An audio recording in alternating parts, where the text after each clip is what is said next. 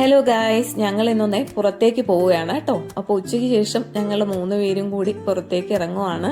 അപ്പോൾ ആമി ആ പോകുന്നതിൻ്റെ ഒരു സന്തോഷത്തിലൊക്കെയാണ്, അവൾ നല്ല ഹാപ്പിയാണ്. എവിടെയെങ്കിലും പോകുന്നതൊക്കെ അവൾക്ക് ഒരുപാട് ഇഷ്ടമാണ്. അപ്പോൾ അച്ഛനാണ് വണ്ടി ഓടിക്കുന്നത്. അച്ഛന് നമുക്ക് ഒരാളിനെ കൂടി പിക്ക് ചെയ്യാനുണ്ട്, മറ്റാരുമല്ല മമ്മയാണ്. മമ്മ എന്ന് വെച്ച് കഴിഞ്ഞാൽ അച്ഛൻ്റെ അമ്മയാണ്. ഞങ്ങളുടെ വീടിനടുത്ത് തന്നെയാണ് താമസിക്കുന്നത്. അപ്പോൾ അമ്മയ്ക്ക് ഇന്ന് ഹോസ്പിറ്റലിൽ പോകണം, ദന്തൽ ഹോസ്പിറ്റലിൽ കടയ്ക്കാവൂർ, അതിന് വേണ്ടി പോകുന്നതാണേ. അതിന് കൂടെ തന്നെ ഞങ്ങളിത് ആമയ്ക്കൊരു ചെറിയ സർപ്രൈസ് കൊടുത്തിട്ടുണ്ട്. അവൾക്ക് അറിയില്ലായിരുന്നു ഞങ്ങളിങ്ങനെ അവളെ പാർക്കിൽ കൊണ്ടുപോകുമെന്ന്. കൊല്ലമ്പുഴയുള്ളൊരു കുട്ടികളുടെ പാർക്കാണിത്.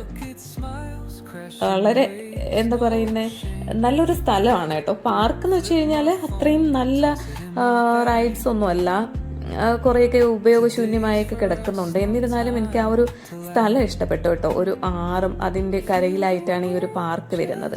അപ്പോൾ അവൾക്ക് എവിടെ പോയാലും എന്താ ഈ ഒരു ഊഞ്ഞാലില്ലേ, ഇത് വലിയ ഇഷ്ടമാണ്. അപ്പോൾ എന്നെ വിളിച്ചോണ്ട് പോകും, വാ അമ്മ നമുക്ക് ഊഞ്ഞാൽ ആട്ടിത്തരൂ എന്നൊക്കെ ചോദിച്ച് അങ്ങനെ പോയിരുന്നിട്ട് ഊഞ്ഞാലാടുവാണേ. അത് കഴിഞ്ഞിട്ട് ഈ കാണുന്നില്ലേ ഈ ഒരു സ്ലൈഡ്, ഇതിപ്പോൾ നമ്മൾ തിരുവനന്തപുരത്ത് കനകക്കുന്നി പോകുമ്പോഴായാലും അവിടെ ഈ ഒരു സ്ലൈഡ് ഉണ്ട്. അവൾക്ക് വലിയ ഇഷ്ടമാണ്. അപ്പോൾ അവളിങ്ങനെ കയറി വരുന്നുണ്ട് കേട്ടോ.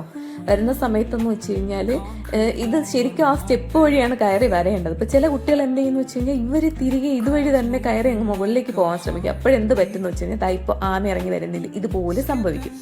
അപ്പോൾ അവളാണെന്നുണ്ടെങ്കിൽ അങ്ങനെ ചെയ്യൂല. അവൾക്ക് കറക്റ്റ് അറിയാം, അവൾ ആ ഒരു സ്റ്റെപ്പ് വഴിയൊക്കെയാണ് പോകുന്നത്. ഇത് കണ്ടോ, ഇതിപ്പോൾ അച്ഛനാണ് എല്ലാ തവണയും ഇത്തരം റൈഡുകളിൽ അവളെ ഹെൽപ്പ് ചെയ്യുന്നത്.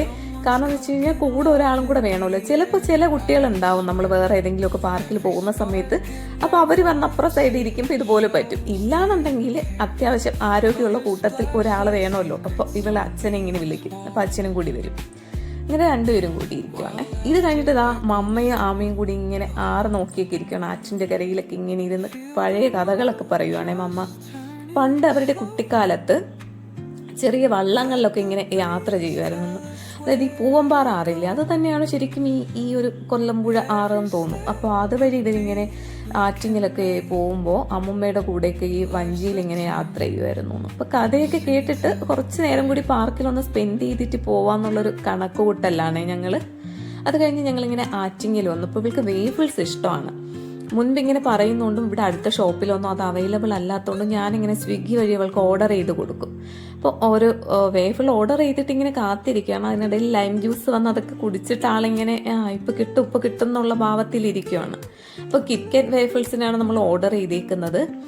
4 പേർക്കും അത് തന്നെയാണ് പറഞ്ഞേക്കുന്നത്. അപ്പോൾ ഇങ്ങനെ കാത്തിരുന്ന് വേഫിൾസ് വന്നു. പക്ഷേ ചെറിയൊരു പണി കിട്ടി ഗായ്സ്. നമ്മൾ സ്വിഗ്ഗിയിൽ നിന്ന് വാങ്ങിയ അത്രയും ഒരു ടേസ്റ്റ് ഒന്നും ഇല്ല.